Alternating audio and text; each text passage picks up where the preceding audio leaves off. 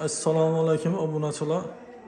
Yine bugün yeni bir parti işlerini takladık. Xudo xolasa Ustunopka'ya Farsi oyma 08'lik materialda işledik. Yine görüp barasında gümüş variantta buldu. Kalit ayna 4 pullab karamalandan erketip işledik.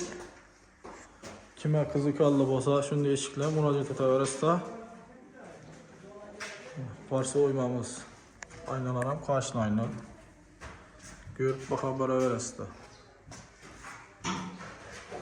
Bunda 4 variantı. Hazırki stildeki Xudo xolasa moda bolup turibdi bu. Eshiklarimiz. Kanala abone bo'lmanglar, abone bo'lib qo'ysa ishdan chiqmasa, tekizlikini ko'raverasizlar.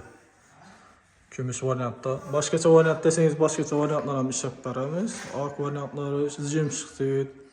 Şu kanalımızda kuzatib borsangizda hamma variantlari bor. Bunda 90'lık eshiklarimiz. Mana görüp boraverasizlar 90'lık eshiklar. Yurxoy variantı oyma, Farsi oymamız.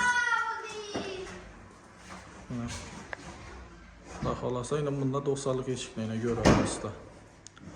Kime qiziqarli bo'lsa, nomerlarni qo'yib o'tamiz. Kanalımıza abone bo'lmanglar, abone bo'lib qo'yasizlar. Shunday eshiklarni sifatli ko'rsatib boraveramiz.